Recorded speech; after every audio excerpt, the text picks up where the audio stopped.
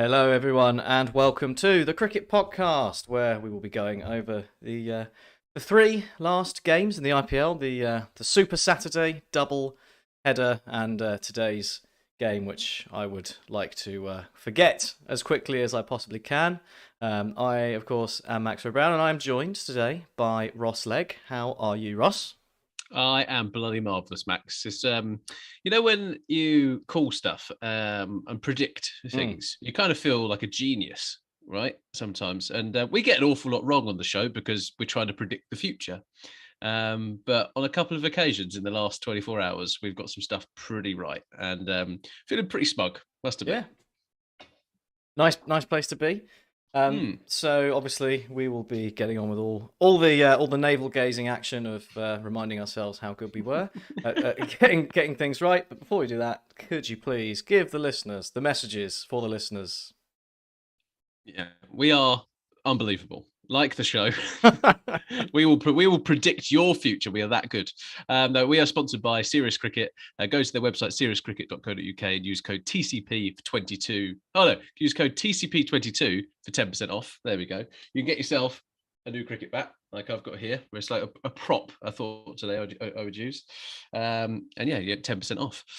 You should follow us at the Cricket Pod on Twitter and Instagram, and then on Patreon, we have had multiple people sign up. We've got the Fantasy League going, which is both really exciting and really bloody annoying. I captained Moeen Ali today, no. which went terribly, whereas everyone else was captaining Liam Livingston. Well, I forgot to captain anyone, so.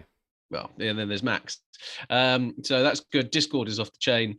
And obviously we had our exclusive show that we recorded on Friday night that people are now devouring. So yeah, if you want more from us, go onto there. It's only $5 a month or whatever it is. So yeah, let's get on with the show, Max. Where are we going to start? CSK versus the Punjab Kings? Yep, as always, reverse chronological order for us. So let's get this one out the way nice and early so I can move on to talking about things that make me happier.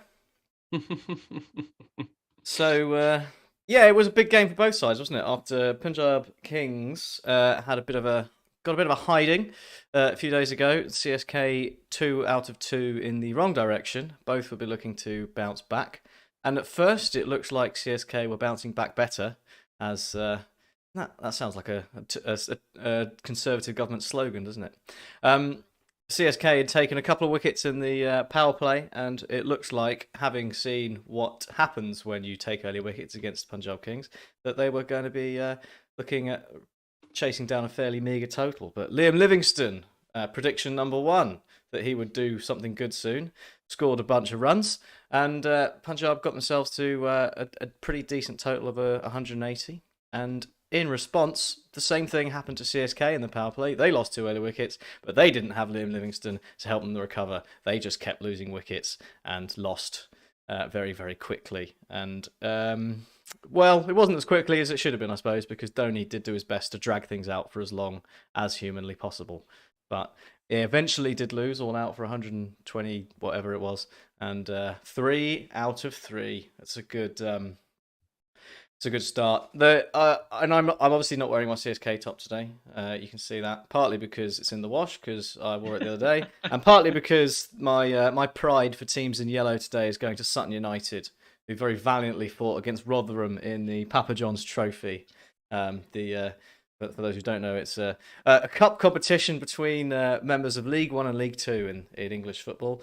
And they got to the final today at Wembley, played Rotherham, and were seconds away from a memorable victory. Unfortunately, Rotherham equalised in the 96th minute and then took the game 3-2 in extra time. Well, unfortunate, Max. Where should we start for these guys? I think, can we start right at the top of the innings? Because there's been a bit of bit of predictions that people saying that the IPL has been too predictable. You win the toss and you win the game. Yeah. We said on Friday night, did we, on our show, that actually that was a bit of a bad theory right now. It might have been that way in terms of the results, but it's no kind of World Cup in the UAE, right? It was very much a case of teams snatching defeat from the jaws of victory. Yep. And I think on that note, today we've seen, over this weekend we've seen all three teams who batted first winning. It's too predictable, Max. So if you bat first, you're going to win the game. It's boring isn't it? Boring in it. Really, it'll be interesting to see if we see anyone win the toss and bat first next week. I think some teams are going to have to figure out what their optimal strategy is, because some of the teams are not performing very well. Very kind way of putting it. Yeah, it was very kind way of putting it. Look, we don't want to completely just slam on teams, but let's get started on CSK.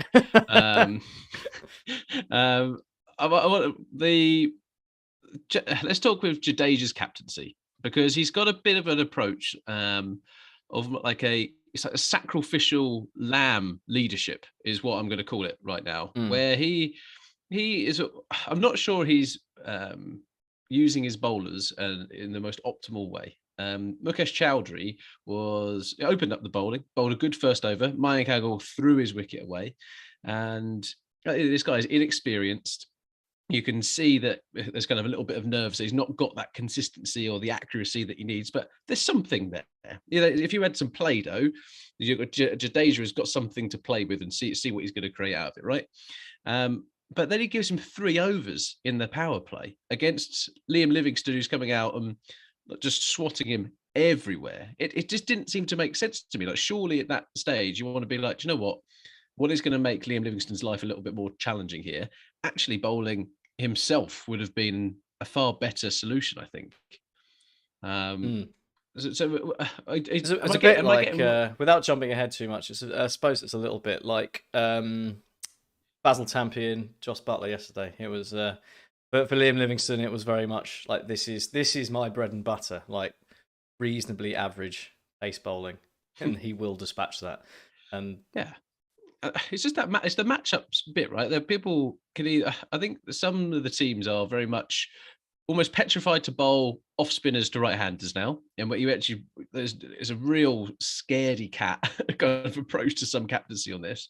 But if you've got good bowlers, Jadeja is a really good bowler. He came out of this with pretty decent figures. But Jadeja is the senior player in CSK. He's the most senior player as captain now. He's ahead of Dhoni in that rank. He should be the one who's going, I need to bowl this really difficult over to their best player. Because if you get Liam Livingstone out, you win the game. And I just think he left an opportunity there, and again, it cost them big style. He's just left. I don't know if it is him and Dhoni captaining. I don't know if it's kind of they're not really listening to kind of what Fleming is saying or what the analysts around the team are saying. It just hasn't really clicked in the field yet, Max. I said it last time. I just find it a bit odd having Jadeja as captain anyway. Just given that what his role in his normal position is in the field, doesn't really suit having him as captain. But if he is going to carry on being captain, he needs definitely to buck his ideas up after there was the Shivam Dubey incident the other day, and now today as well. It's because they got a good start, and that's when you need to earn your salt, I suppose, as a captain, isn't it? And not let the other team off the hook and try and use the inroads you've got and double down. And that didn't happen. Yeah, I definitely agree with that. And I think when someone like Agarwal gives their wicket away to you, you're a bit like, okay, we should really take advantage of this. Then they managed to get Rajapaksa out, so they're 14 for 2. And I mean, let's just talk about that run out, because it was really funny. Rajapaksa's knocked it into the onside. Darwan is halfway up the pitch and then bottles it big time. Chris Jordan's there. He sells Rajapaksa down the river. It's unbelievable. And he just stands there just like, sorry, mate. Yeah, he pulled rank authority there, didn't he? That's big time. Yeah. And then Chris Jordan's picked it up on the throw, turned around, and Dhoni, doing what every good wicketkeeper would do, runs up to the stumps and then almost Eddie Guerrero style frog splashes to the stumps and gets him out. And Rajapaksa was nowhere near comedy. Very comedy. Punjab Kings of comedy were back in that moment. But yeah, when it comes to Livingston, Max, you kind of mentioned it a couple of times, and we will have to talk about the Dube. And there's people in the live chat asking us to talk about the Dube. We will get to the Dube. About him. This was the first time in the IPL, in Liam Livingstone's history of playing in the IPL, which we really got to see the brutality of his play.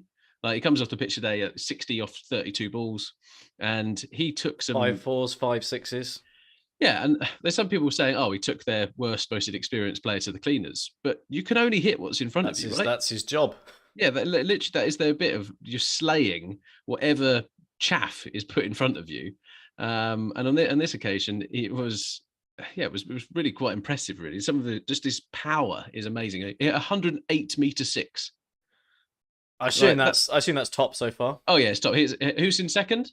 Oh, Andre Russell, surely. No, it's also Liam Livingston Oh, with is it? 105 Okay. meter six. But yeah, so it's weird how some people almost want Livingston to fail. Like that's kind of been the bit like, oh, he's really inconsistent. I'm on the opposite opinion, right? I think I want players who are having this high risk, high reward approach. It's far more entertaining. If a team gets bowled out for 50, it's funny, and we've got more stuff to talk about. But the guy is an entertainer. The IPL, as much as cricket is a sport, IPL is an entertainment show. And Liam Livingston should be one of the star entertainers. And wanting him to fail is just quite an interesting narrative that's kind of seeped into some of the cricket fans that we've been interacting with. Yes, he's going to be a little inconsistent in his output, but that is because of the high risk strategy, right? Yeah, and that's surely it's better to have a few days where it doesn't quite go to plan, to have those days where it does go to plan and you witness something monumental. I mean, obviously today wasn't quite at the level that we have seen in the past, and it certainly wasn't quite Andre Russell, although it wasn't a mile away.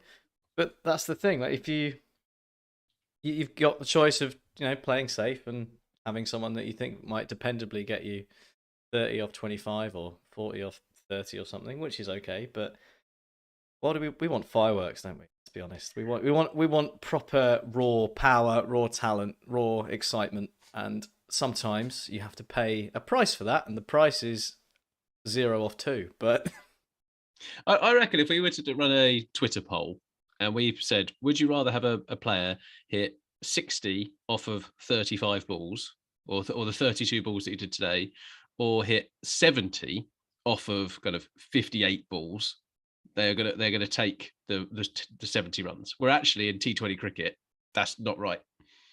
It's not, but it does depend on who you've got coming after you. So, you have to think about that. Yeah, fine. But in this situation, Liam Livingston played a pretty decent game, and then also fielded unbelievably. And then pretty well.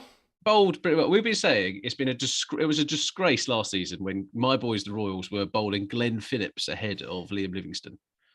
And then he came on and had to bowl in the last game where the game was already pretty much over, and Andre Russell just dispatched him like he would have anyone who was coming on to bowl. And it's like, look, he can't do it. He can't do it. Today, pretty good. Like no, you cannot go away from today's game and be like, Liam Livingston isn't a box office player. Yeah, he had what the Aussies would term a day out, didn't he, today? Yeah, I think that's kind of a theme as well for the 3 games we've seen. There's been a few days out for players so far. But that's what they say, Max. They say the IPL needs a strong English contingent, and that's what we've had in the last couple of games. We've had Josh Butler hitting a century, Liam Livingston having a day out today. Let's forget about Moeen Ali's day, and Chris Jordan had an okay day. He did all right, yeah. I mean, compared to the rest of his side, he had a blinder. But yeah, it was. I suppose we should talk about some of the changes that were made that Punjab Kings made as well. So. Disha Sharma came in with the gloves and did pretty well, to be honest. Yeah, he's got a pretty incredible record in the SMAT, which is really quite enjoyable to say. And did you see the way he got out? I didn't know. So it's almost describe like it to me as if I was there. Well, I mean, we should. I've never done ball by ball commentary, Max, as we well know. But the ball's just there, and he's almost done this little weird. I can't really do it. It's like a weird flick. I know I've got the bat here, but it's almost like how was in the Discord it was showing? It was saying that it was almost like a French cricket dismissal. Okay, well, it was kind of, and it was he didn't have to do it. Like he's fended it off, and it's gone to short fine leg or whatever it was, and it was like, why have you played that? Like, he didn't need to play it. He was batting perfectly well. They had plenty of time left in the game, and he's just almost like self-suicided for no reason whatsoever. But I tell you what, looks like a pretty exciting player, and was definitely more valuable than the other youngster who was playing the other day. Raj Bauer. Raj Bauer. Yeah. So that was interesting, and he did take a good take off of Dhoni down the leg side and strangled him there, and reviewed it with a lot of confidence, which is good to see. And Max, Aurora, who did really well, like in terms of like their guys turned up and delivered really as much as he possibly could do, right? He's played a handful of T20 games, like in total he made his SMAT debut last year. He's 24, but like what a what a performance from him. That was 2 for 21. You would take that off your first 4 overs, wouldn't you? Really, in for the Punjab Kings colours. Yeah, I mean, it might be beginner's luck, but it might be that we've unearthed another talent, which has been another theme, actually. I think of possibly this weekend, but also just so far the IPL in general, with the as we said, I think with the slight diluting of talent that you get from the 10. 2 extra teams bringing it to 10. We're seeing some more young Indians get a chance, and they're doing the business. It's good. It's good to see. Absolutely. Let's talk about one of the Indians who isn't doing the business, Gaikwad, orange cap holder from last year. He has had a sorry start to the tournament, and is a major problem, right, for CSK. There was a heavy reliance on him and Faf du Plessis opening up last year, and now they don't have Faf and they don't have Gaikwad. Basically, yeah. And I can only apologise to CSK fans. Yeah, I can only apologise because I've had him in my fantasy team since we started. Yeah, well, if you wouldn't mind, Ross, I'll take him out just for you guys, and then see what happens. But yeah, he didn't have the best of times. But the man, the myth, the legend, and the man who is a mystery to the majority of people is the Doob. Yeah, what's going on, Ross? Can you explain this to me? He has modelled himself on Christopher Henry Gale. And I don't know if you know this, Max, but Chris Gale was a pretty good T20 player, a pretty good cricketer in general. I've heard rumours to that extent. A supreme T20 player. And he's kind of looked at some videos, no doubt, and kind of went, right, I reckon if I don't move my feet, I've got good hand-eye coordination, and there might be some bowlers who will feed me some deliveries to smash like Henry Gale did.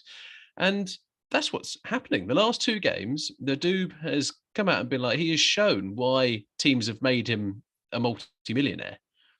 We hadn't really done it. Done it once for Royals last year, but again, you're a bit like, when's he going to be a little bit consistent? Here, he's looking like CSK's best batsman.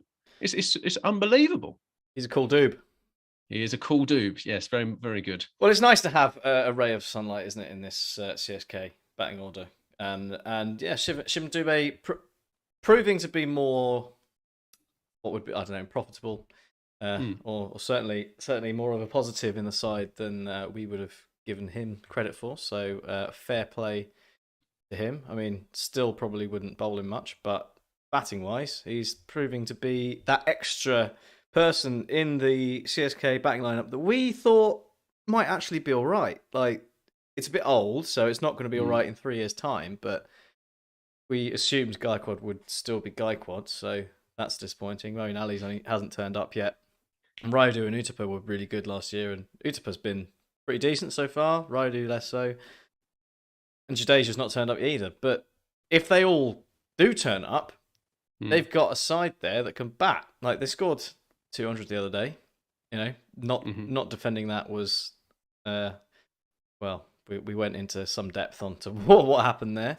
Incredulous. It should be a good batting lineup, and we always said the bowling was the issue. But if that batting lineup continues to function like it did today, I mean, they're in serious trouble. Yeah, and I think it's one of those things. I think the law of averages, they're going to be they'll be fine. They'll recover, and they'll be in a position where they can win games and they'll properly bat, and everything will be okay. The issue is with 3 losses from 3 games out of the 14. They've got 11 games left. And we say, CSK. You reckon 8, isn't it? 8. I think because of the golf in quality between teams, I think a couple of teams are going to get blown away. I think a couple of teams are going to be right down the bottom. It may or may not be CSK, who we did predict wouldn't make the playoffs. Didn't think it would be this bad. Didn't think it would be this bad at all, especially with, as you say, with this lineup, when you've got Jadeja, Ali, you've got Utapova, fine. Yeah, you Jaidu. add Deepak Chahar to that team, and it's quite good. Yeah, exactly. Yeah, it's just not clicked, right? And teams have fully taken advantage of that self-implosion and the poor abdication of responsibility. I mean, we haven't even talked about Dhoni, Max. Today, he did the innings that he was doing last year. And in the first 2 games, he came in and was the Dhoni of old. It was the helicopter shots were out. He was smashing sixes from the first ball. Here, he was blocking it out. He's hit 2 boundaries. He's got 20. He's got 23 off 28 balls, and he's hit 2 boundaries in that space. So he's hit 10 off 2 balls in those bits. So in theory, he's hit what 13 runs off of 26 deliveries in that, plus the boundary. That is not a great position to be in, and you're already up against it. You're losing wickets all around you, which I know is not great, but somebody has to put their hand up and kind of go, I'm going to bat with Doob here. Doob's hitting the ball well. I'm going to need to contribute my end as well. It's not about just getting him back on strike. It's about I need to help take someone down here. And it was just left too late. There was too much to do. He is not the Dhoni of 2016. And it was not a good innings today. No, it wasn't. But I suppose you could argue that it was largely irrelevant. So I'm going to give him a pass on this one because his last 2 efforts have been more of the old stuff. But okay. I take your point. If you wanted to win this game against all of the odds, then 23 from 28 was not the way to do it. But I think by that point we were looking at there was only going to be one outcome, wasn't there? So I guess he was thinking I might as well try and get some more time in the middle. I don't know what the logic behind it is. You can't argue it was taking it deep because it was taking it to a point where it was impossible to win the game. So that's not really taking it deep, is it? No. So, yeah, it was poor, but you can't be a specialist captain anymore. So that is true. So Max, they need 8 wins from 11 games. 2 of them are against Sunrisers, so they need 6 from 9. So I think they're not completely out of it because the CSK have the talent in this team to do that. They have the talent to win those 8 games. No doubt about it. It's going to be unbelievably difficult, but they definitely have the talent in that team to do it. But they're just not making the right choices at the moment. The best players that they have aren't firing right now, and it's just this. Yeah, the shift in captaincy has been an absolute disaster. Punjab Kings, on the other hand, their all-action approach is 1, brilliant to watch. 2, it is riddled with all kinds of potential risk, which makes it exciting. It's almost like watching, I don't know, a car with like 3 wheels in a police chase or something like that. You have no idea are they going to get away? Are they going to get caught? Are they going to crash and kill everyone? Who knows? Meanwhile, the Benny Hill soundtrack is playing over the top. Yeah, they're not perfect by any stretch of the imagination. I think they're trying to address some of the holes in their team. It was good to see that they mixed it up today. I think I couldn't believe they left Johnny Bairstow out of this side, but they've managed to win without Johnny Bairstow. Was he available? He was available. Yeah, he was available. No, so questionable. I think with Aurora coming in and demonstrating that he can do all right, I think that's a real big plus point. I think O'Dean Smith is probably going to have to be the one who drops out of this team. I think. Yeah, but he did well today again, didn't he? So he's just not.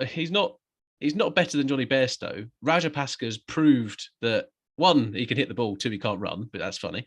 And I just think, they need to probably bring in someone like Sandeep Sharma who can give them some power play overs.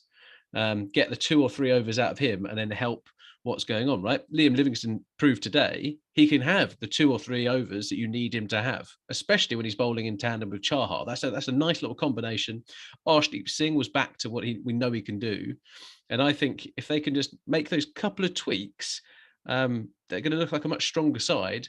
It might need to be Mayank Agarwal dropping down the order a little bit. You might see Bairstow open. You might see Liam Livingston move down a position. Don't know what the makeup is going to be at this side, but the best is yet to come for these boys, I think. Yeah, the difficulty is just the balance, isn't it? That's the thing. I think with the balance of overseas players, bringing in Bairstow, if you take out Odin Smith, you're losing overs. You have to bring in someone Indian.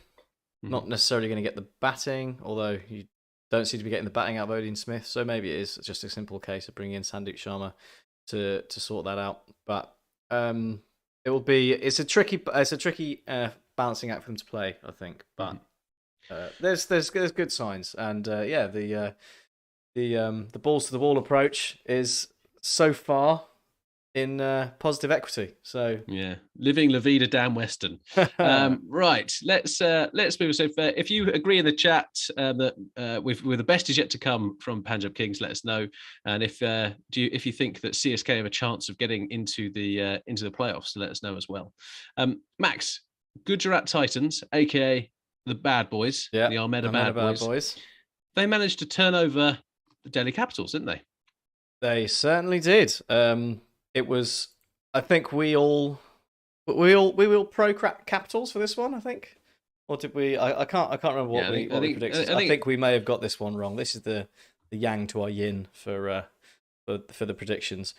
But yeah, again, it's a story kind of one man. I mean, there was more of a team effort at this time, but another forgotten, maybe not forgotten, but slightly maligned by us T20 player, Shubman Gill. Did the business, 84 of 46, absolutely taking.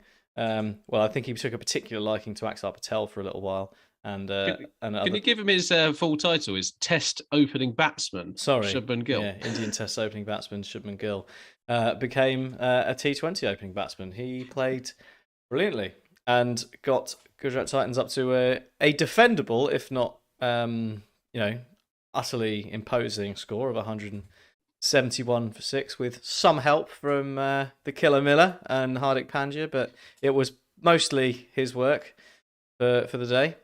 And Delhi Capitals, well, they never really looked like doing it. Apart from there was a moment, wasn't there, when Rishabh Pant and Lalit Yadav were in, and it looked like they'd just turned a corner and they might be starting to chase it down, because they were up with the rate for a lot of the chase. It was just regular wickets that kept holding him back, and a combination of Lockie Ferguson being too quick for almost everyone when he wanted to be, and a bit of a mix-up between Pant and Lalit Yadav to resulting in an almost bungled run out, but in the end just about held on by the breadth of a bail, meant that they just fell short, just kept losing too many wickets, couldn't get it home, and in the end it was a reasonably comfortable win for Gujarat Titans, so much so they were able to give Rahul Tewatia the last over. Sure what that was about. But ultimately, it's another surprising and pretty good win for the Bad Boys. I think Jack thought they were going to come last, didn't he?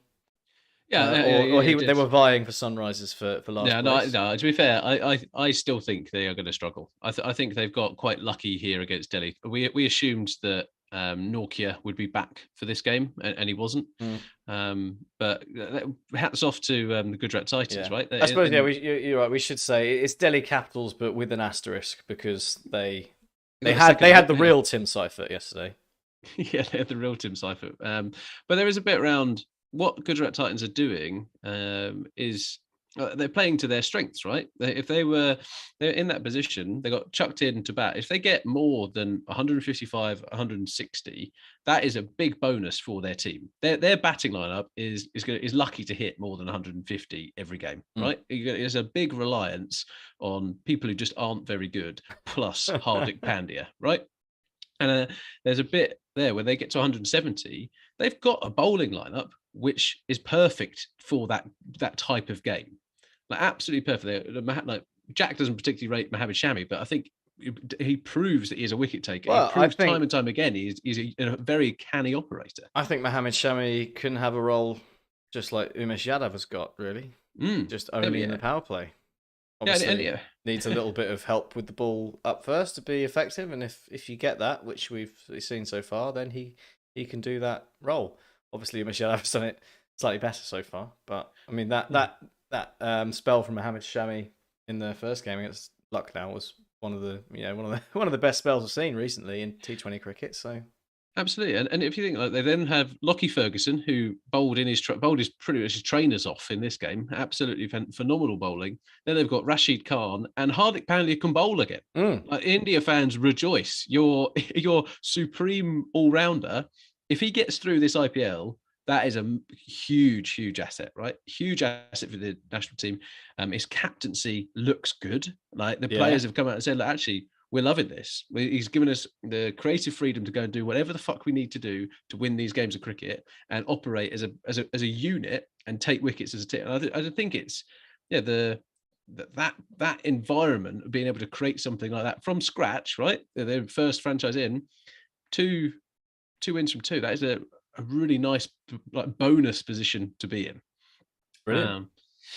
Shubman Gill, turned it on in a big way. He took some of the spinners to the cleaners. It was like proper hitting, and like technically is a very gifted player. That's why he's opening the batting for India when he's not injured, right? Let's turn our attention to Delhi Capitals. As we said, Norkia not available just yet. I think he's going to be back for the next game. They are reeling from having him out and David Warner out at the top of the order, right? They're two big overseas players in that space because Pant can't do it himself. Like it's not going to work. Prithvi Shaw definitely in there, and if you add Warner and Norkia to that lineup, they are a completely different proposition. Yeah. Let's talk about the Fizz, Mustafizur Rahman. Max, do you think he's the most underrated IPL player? That's a big call to make. For someone who has continuously performed, he is over definitely the last... underrated. There's absolutely no doubt about that. I think he does a really good job. I think probably suffers a little bit from his nationality. I think let's be honest. Like you don't get the I guess as much of the limelight in the international game, so that probably contributes to it. But he's a very good player, and I maybe he's not underrated because he gets picked up. He gets picked up regularly. He's been picked up by Delhi Capitals, who are a good side and have been building a good side. So they obviously rate him. So maybe he isn't that underrated, but he's certainly a very, very good player and very useful. I've got his record up here. He's played 39 times in the IPL. He's got 41 wickets, an average of 27 or 28. An economy of under 8 and a strike rate of 21. I mean, economy of under 8 for a seamer in the IPL is brilliant. That's really good. Absolutely. I think it's really quite good. But again, he turns up, does the business. I think they're going to need to try and find a way to fit him into the side with Norkia, which I think is going to be a real challenge for them. But sometimes you got to do what you got to do, right? Yes, they've got. If you have David Warner comes in for Tim Seifert. I mean, Rovman Powell is in there because you need your finisher in there. You got Mustafizur Rahman, and then you can add in Norkia. That's completely changes the context. Well, again, they only played with 3 again, so you can just bring in Norkia. No, fine. And I think when it comes to their bowling lineup, look, I love Shardul Thakur. The Lord, we're a big fan of the podcast. We think he's absolutely mustard, but he is not your leading seam bowler in your attack. But it's he's just not there, right? And he's one of those guys who, he's blockbuster. Don't get us wrong, but he is not a Norkia. Khalil Ahmed, not really that person either. And Fizz should be someone who's bowling in tandem with someone, be like, oh, we've got a banker 8 set of overs there. When you've got Khalil Ahmed and Shardul Thakur, you've no fucking idea what overs you're going to get. It's a bit of a lottery. I mean, it's quite difficult, isn't it? When you build a side around having that bowling attack and then you suddenly don't have that bowling attack. Yeah. There's not a lot you can do about it. You've got what you've got. You've got to try and make it work, and they're trying to make it work. But Yeah, it didn't this time round. It did against Mumbai Indians somehow. Yeah. So to have come out of those two games with one win and one defeat, they're probably reasonably content. They're probably the other way round from what they expected them to be. But in terms of as a start to the competition, given the difficulties they've had with people not being available, they probably won't be too disappointed. Yeah, I think you're right on that. I do think that Gujarat Titans are going to be really up against it in terms of the batting. I think they're going to come up against better teams and better bowling lineups than they have done so far.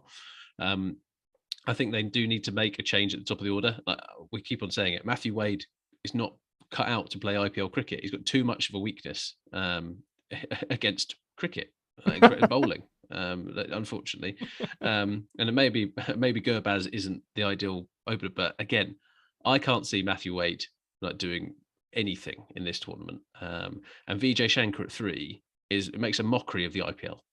Like I know it's a bit hard, but I mean Akash agrees with me in the chat. Vijay Shankar is not a number 3. Like just look at the stats. Like, it just doesn't make any sense whatsoever for Vijay Shankar to be in this side. Especially in that critical position. So I think they need to make a couple of changes. Maybe do they pick up? I think it was Ridham Saha. Ridham Saha is not the ultimate T20 player by any stretch of the imagination. No, but you might as well play him instead of Wade and save yourself an overseas slot. Yeah, and yes, and it just doesn't seem to be clicking right now. They've got Kishore in there with the old spinner that we kind of said could potentially have a good breakout zone, and that is potentially when the pitches get a little bit lower and slower, he kind of comes in. So there is some talent there, but batting wise, I'm worried about this team, and yeah, I would not be surprised if this is a start well, get overexcited, and then they come up against some big boys and they stutter. Yeah, I mean they obviously were supposed to have Jason Roy, and he pulled out for bio-bubble reasons, but possibly other reasons that we won't venture to mention. So that put a slight spanner in the works in their batting lineup, I expect. But yeah, I mean, I think I said in the previews that I thought Ramana Gurbaz would have a bit of a season, be a bit of a bargain, and prove to be quite useful. But he's not proven to be a bargain if he's not playing. Absolutely. So that's disappointing because he's exciting. He is exciting to watch. He's very boom or bust, and that's what we like, isn't it? That's the order of the day from the Cricket Podcast. 100%. Oh, well, actually, we're told we should rename ourselves the Biased Cricket Podcast, which was a very witty insult on Twitter earlier. Yeah, that's cutting. What was the problem? Why were we biased? Because we rate Liam Livingstone. They didn't. So fair enough. Yeah. So let's have a quick reminder. We are sponsored by Serious Cricket. Use code TCP22 for 10% off all equipment. And if you're watching this video, which kind of 150 people are, like the video, subscribe if you haven't already, and leave comments, ask questions, follow us at the Cricket Pod, and sign up for our Patreon. Max, let's talk about my boys, the Royals. Your boys, the Royals. Oh, what a performance that was by Joss Butler, because we are biased and he is English. This was a really interesting game. Kind of just because of how it went. I mean, it's one of the most bizarre. Someone's donated to the shoot. Thank you very much. Life forgot. Yeah. CSK this year took inexplicable decisions this year. Let go of Hazelwood, Shardle, Faf, Rayner. Spent 14 crore on injured Chahar. Weird selections. I mean, they didn't pay 14 crore for an injured Chahar. He did unfortunately get injured. But I definitely take your point there. Yeah. But that's the beauty and danger of a mega auction, right? That is the bit that they have been gutted somewhat, and they have to unfortunately play some lesser talent. But so does everybody else. Sorry, Max. Yes. Royals getting one over on the Mumbai Indians. Yeah, so I got slightly derailed by the pop-up thing. Yeah, I've not seen that before while speaking, so I got taken aback. But people on the audio won't have a clue what I'm talking about, but it's fine. Joss Butler, yeah. So I was saying the scorecard is bizarre. It's really odd. You got 3 people got to double figures, and they scored 193. It was obviously Joss Butler got to triple figures, but yeah, 100 from him. Brilliant performance. 26 off that Battle Tampi over was proved what we were saying. You can't have a cricketer named Basil; it just doesn't work. And then the only other, Sanju Samson did stuck with him for a bit, but Hetmeyer was the only one again who provided a foil really to that early hitting. He has become something of a finisher. Well, I say become. I mean that's what he's there for. It's just that hasn't necessarily done the business in the IPL yet. He's had on occasion he has done. He's had a couple of good seasons, and so far he started brilliantly this year. He's performing his role absolutely perfectly. So great effort from him. But around then, it all fell apart. It was bizarre because at one point, what were they? 182, I think, off the 18th over. You're looking at like over 200 comfortably, unassailable total. This is in the bag kind of territory. And between between the world's longest tail, like I think this Royals batting lineup resembled something of a cobra. Like it had a really vicious looking head, and then was like mostly tail for the rest of it. That's how I would describe it. And that kind of contributed to their downfall. Also, some really good death bowling. Bumrah bowling Yorkers that were largely unplayable, and Tymor Mills with slower balls that were confounding the aforementioned tail. So they ended up limping to 193 from a position where they were looking at scoring probably 15, maybe even 20 more than that. So they might have left a few runs out there. They did. They might have been a bit disappointed. And then you sort of flip round to the Mumbai Indians and you look at what they've got, which is a reasonably deep batting lineup, like with Tim David and Daniel Sams at 6 and 7. When you compare that to Ashwin coming in at 6, that's two basically. It was Parag at 6 and Ashwin at 7. Sorry, yeah. So two extra options there really for runs. And again, you were looking at Mumbai Indians were in a position 135 for 3, 120 odd for 2, and you were thinking, this is like a brilliant platform. Ishan Kishan's 50, another. Yeah, this is on like Donkey Kong. Yeah, this game's going to be. They've got Karan Pollard to come, and Tim David and Daniel Sams with some lusty blows at the end, and this is looking pretty good. And Karan Pollard turned into MS Dhoni. Tim David apparently can't play spin, and Daniel Sams got a first baller. Yeah, Chahal is decent. Yeah, Chahal is decent, absolutely. But it was what. So I mean, I guess what I'm getting at really, in a not particularly eloquent way, is that they were kind of two. They're both the inverse of each other in that you sort of back the Mumbai Indians lower middle order to do the business, and they were set to do it and they didn't. And the Royals are the other way around. They were. They didn't do it, and you thought that Mumbai Indians were going to chase it down, and in the end, it didn't matter anyway because the Mumbai Indians lower order just didn't fire. But and that's the way she blows, right? Yeah. Sometimes like that just happens. I think if we're to look at their two teams back, so you kind of touched upon their like team composition, and that word makes me sound far more intelligent than I actually am, but it's quite enjoyable to say. The team composition is where I would like to begin.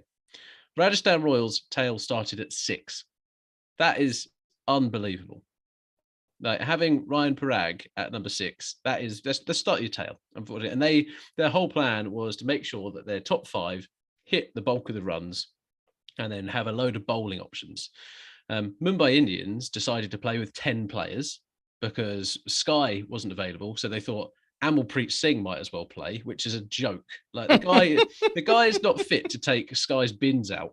It was the last couple of games he's proved that he cannot play IPL level cricket, unfortunately. He's played 3 IPL games. The average is 9.7 at a strike rate of 107.4. Are you telling me that's not good numbers? They might as well just play a bowler. They might as well give themselves another option and just go, do you know what? Let's just play a bowler. And because it will add more value than Amalpreet has ever added value. And that for Mumbai is just that massive thing, right? Sky is their best, like one of their best players. Yeah, I mean it's a big loss, isn't it? Yeah, he's the glue that holds that team all together, right? Because having him at the crease gives people real headaches because he's good against spin and he's good against pace. And then people are scared to be like, oh, who should we actually bowl here? Whereas some of their other players now actually have clear weaknesses. Amble Preet's is cricket, but some of the others, whether it's He should start a club with Matthew Wade. Exactly. I'm on the warpath today. But yeah, I just find it just quite interesting. And Mumbai again, they are 2 games, 2 losses. They need to win the next game definitely. But again, they have the players to pull this out the bag. It is not kind of all over. It's just not quite landing for them yet. Daniel Sams is fine, but he is not a starting overseas player. I think he offers enough, but when this team doesn't have enough around him, it's a big issue. Yeah. I mean, next year he will be Jofra Archer, presumably. Exactly right. And then I think as this tournament goes on, you might see Fabian Allen come into the side. But again, the bowling lineup that they've got, Tamal Mills and Jasprit Bumrah, you'd be like, do you know what? We normally are going to have 8 really good overs. In the first game, Bumrah was rubbish. Here, he's taken 3 to 17. He's back. Mills picked up important wickets and was bowling at difficult times. There is no way Kieran Pollard should be bowling 4 overs in this side. But Basil Tampi got absolute tap from Josh Butler, and he literally hit him out of the attack, 26 off the over, and they couldn't go back to him because Butler was there. Butler was still there. Through him. Yeah, and it was amazing. He destroyed him. Like, it was brutal, absolutely brutal. There was a little bit of criticism for Josh Butler, which I found a little bit interesting. This was on our Discord channel by a guy called LOL1. And he said that the way in which we talk about KL Rahul, the ball eater, when he would hit runs, we would always say, well, actually, look, he slowed down a little bit. And actually, he's just done this to make sure he got to his century and hit as many runs as he could personally, rather than risking it for the team. Whereas this for me, it was Josh Butler taking real seniority, and this could well be where the biased cricket podcast comes in. But he took a senior position and managed to get them to a score that was competitive. Right, it gave them enough when they've got a bowling lineup who, like, when they've got 6 bowlers in their team, that's an amazing platform for them to go and defend. He did slow down a little bit towards the end, purely on the fact that he'd been there the whole time and it was fucking boiling. It was literally midday in Mumbai. I mean, if anyone can go and hit a century there, that's a great achievement in itself. And KL Rahul would do that in a losing chase, not when you're setting. So that's where I think the discrepancy actually really does sit, right? So yeah, I don't agree with that criticism of Josh Butler. He's at the first century of the IPL. They've won the game. They've beaten one of the best teams in the tournament. I think that's the key thing, that they won the game. And so often when we were complaining about the way Rahul would bat, it was because they lost the game, and we were saying, well, if you'd done it slightly differently, you might actually have won the game. So perhaps that's what factors into our thinking. It's always very easy to rewrite the narrative after the fact, isn't it? So it is. We got a super chat from Leon Yorkie 279. Thank you very much for that. Give us some love in the chat. Hetmeyer career strike rate overs between 1 and 15 is 120. His career strike rate in overs 16 to 20 is 185. Anyone else? This is bizarrely imbalanced, criminally misused. Well, I've got kind of his stats up just in general, Max, and you kind of said that, has he quite turned it on? In the last 3 years, so 2020, he had a strike rate of 148. Decent. An average of only 23, but again, played 12, didn't do too much really, but still decent strike rate. That's sort of your job as a finisher anyway, isn't it? Exactly right. In 2021, he's got a strike rate of 168, an average of 35. That's pretty fucking good. And this year he's striking at 248 with an average of 33. Like the guy took down Kieran Pollard in a big way yesterday. He is turning himself into exactly what the Royals need, and I think the way in which they've used him, I think that's pretty amazing. That's what he's there for. The problem is he's at 5, so there are going to be occasions where he's not there to finish. Agreed, and I think that's where this risk comes in, right? But they literally have 4 opening batsmen. They've 4 people who could, in theory, bat. Do. And they've got 2 batsmen who have demonstrated that they can go big in the IPL. They've done it. Like, Samson's got IPL centuries to his name. So has Josh Butler, and they're kind of going, do you know what? we know our top four is good, and the way in which Josh Butler took down a bowler, he could do it any time. And Samson could do it any time. Padikal showed his inexperience getting out. He literally panicked, whereas actually he didn't need to get out of the way in which he did. I'm very, very comfortable, I think, where Royals are. I think they are, as you say, they lose one more wicket, almost like Punjab Kings. They lose one more wicket and they're in real bother. That's it. They're so close to being a really nicely put together side, but they've got that glaringly long tail that on another day will come back to bite them. There's so much of that this IPL. I think we've got.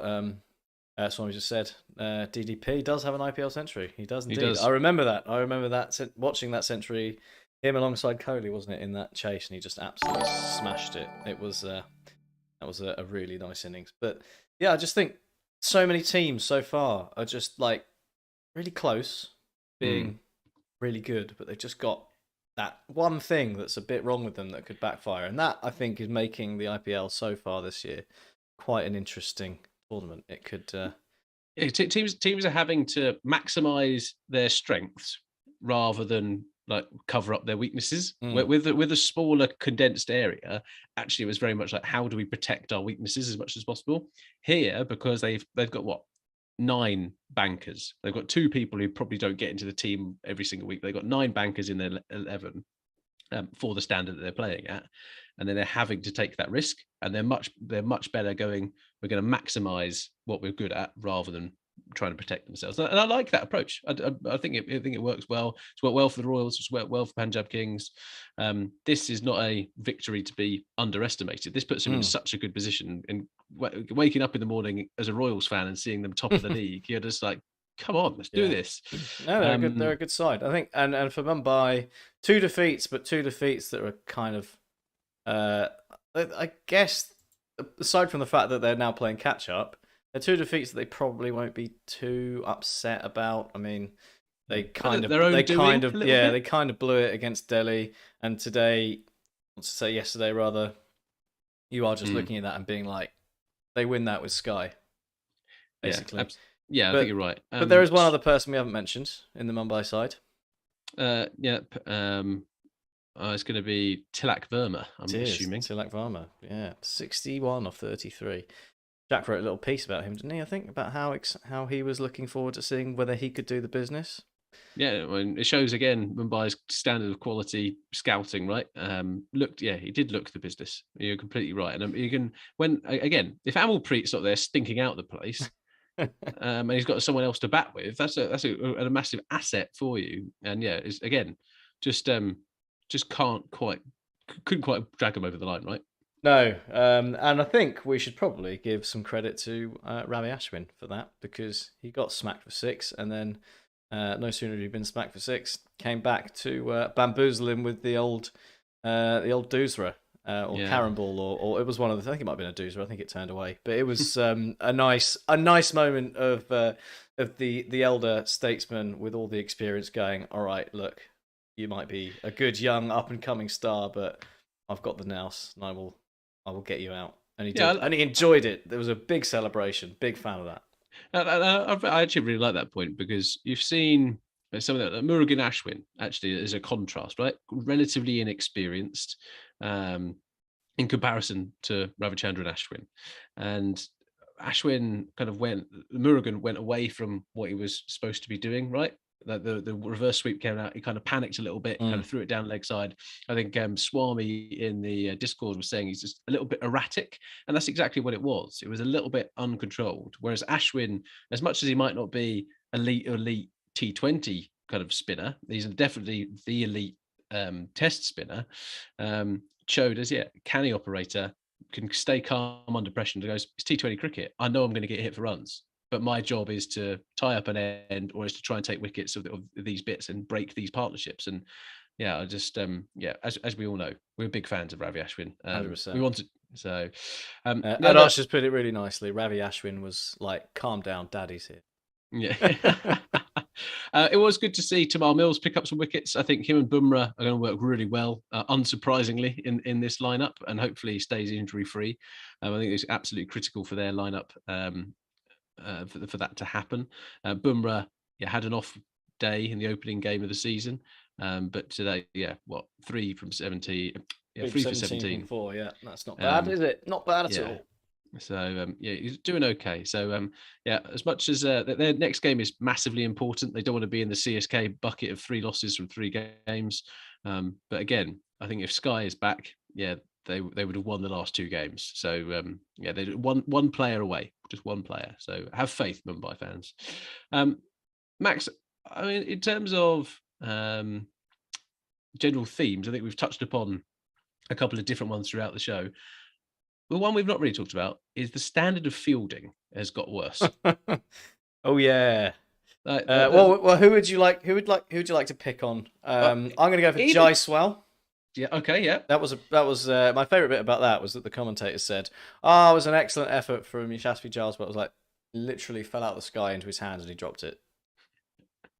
Dreadful.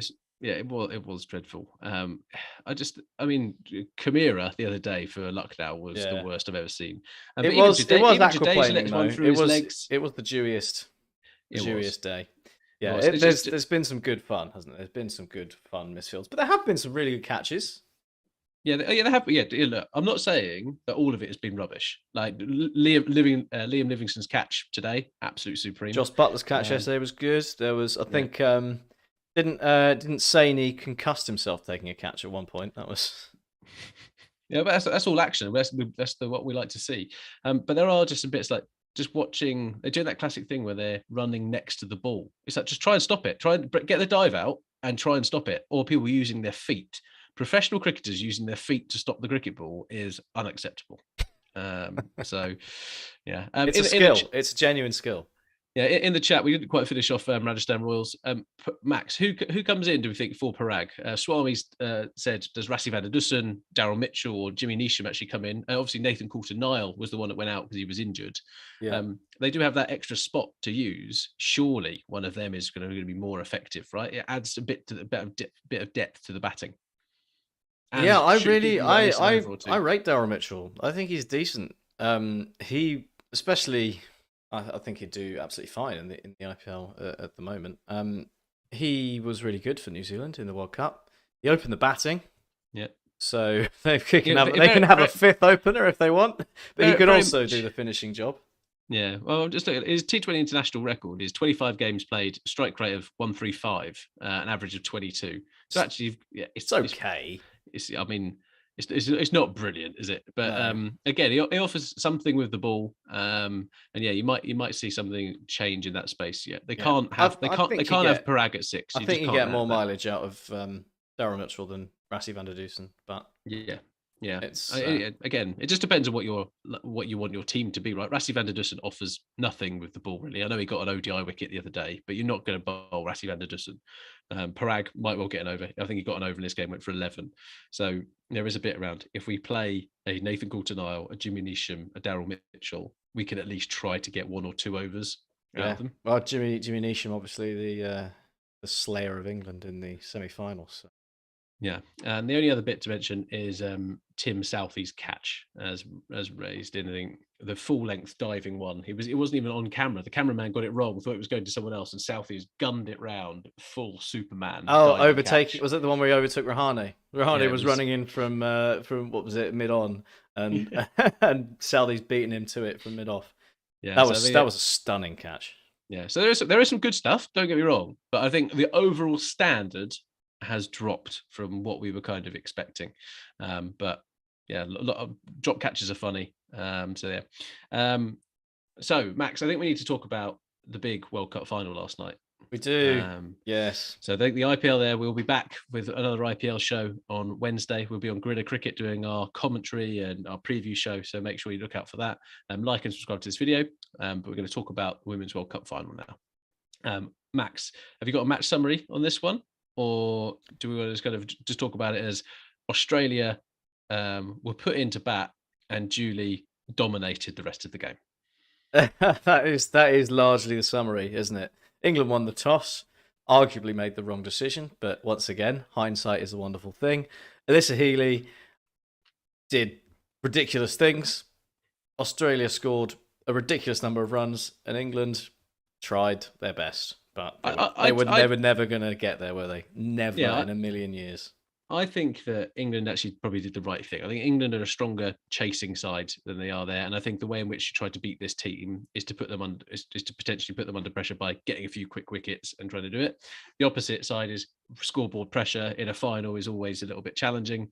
So it's you're damned if you do, damned if you don't, and I think that was pretty much Heather Knight's kind of approach to the end of the game. Right? There's totally the logic behind the decision is completely understandable. It's not we're not talking NASA here in the Ashes. Yeah.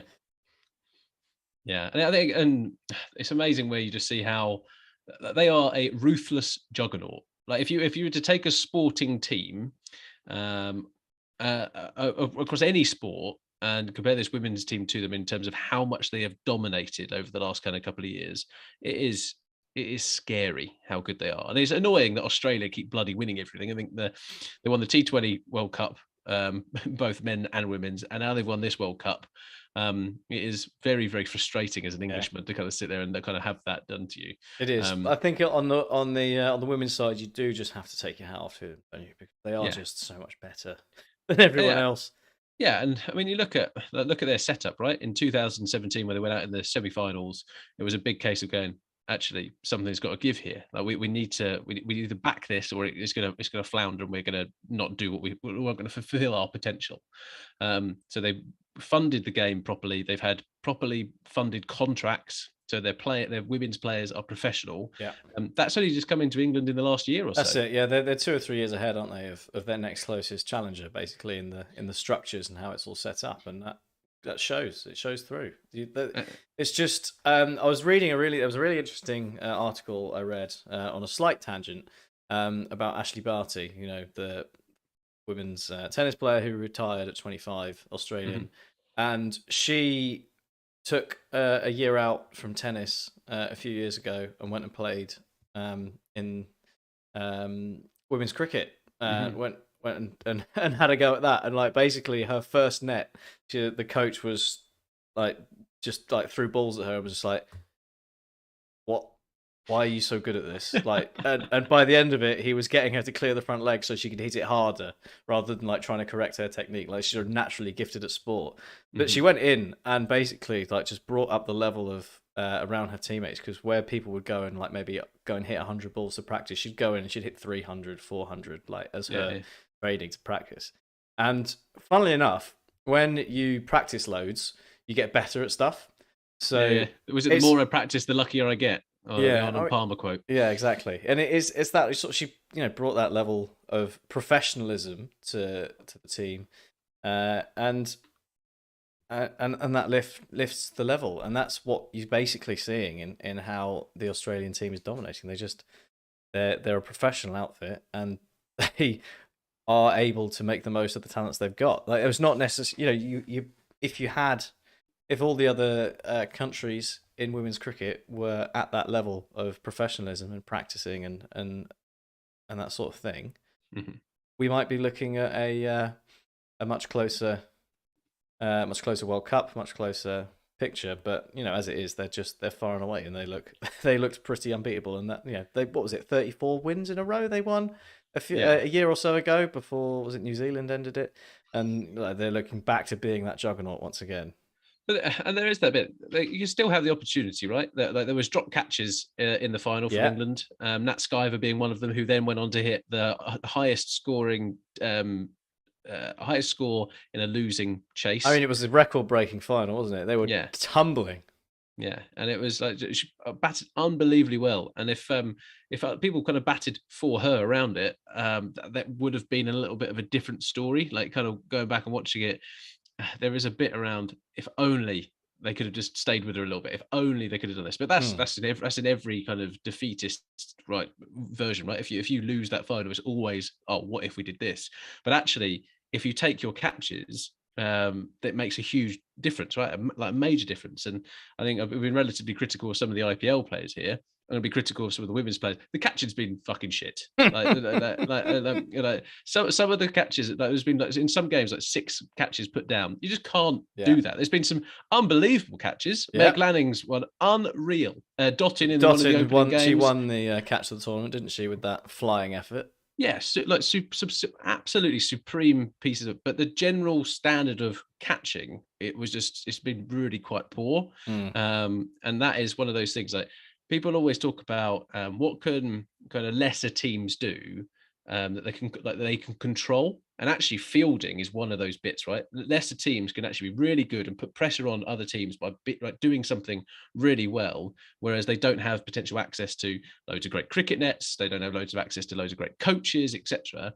But fielding is one of those areas that you can actually can balance it Yeah. out a little bit. Yeah. And that was the bit where some of the games have been won loss, and England benefited from that against South Africa, and then they also have undone themselves a little bit here. But I mean, you've got to be so proud as an Englishman and an English person to kind of turn around and say back-to-back World Cup finals for them.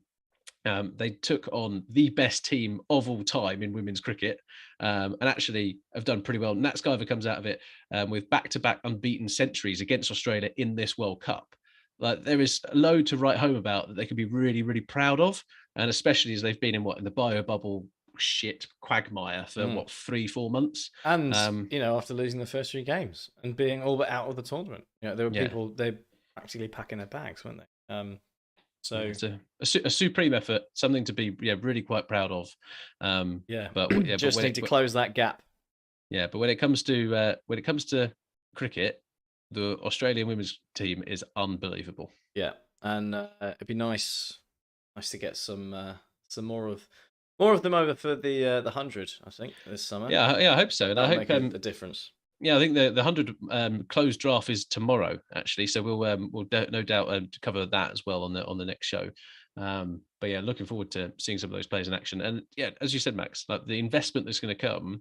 Pakistan Super League is having a women's version. Indian Premier League is going to have a women's version. Like, fast forward to 2030, and the standard in women's cricket is going to be even higher. Some of the players are supreme now. Yeah.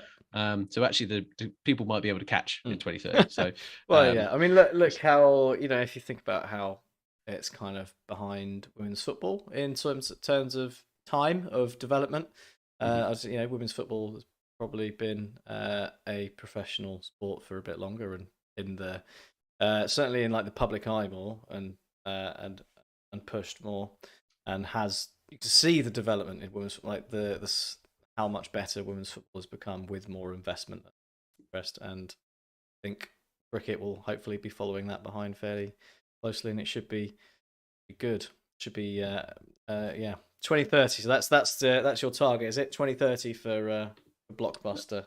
I know. If you're a teenage girl who's starting to get into cricket and kind of been like that, I mean, there's not a better player than Healy to kind of go, I'm going to base my game off on her, or Alyssa Perry, or whatever, or Meg Lanning. Like, these people are like top of the game, and like that is inspirational to it. And if you're an English person sitting there going, I want to be a little bit more like Nat Skyver, great. That's exactly what you want from the game.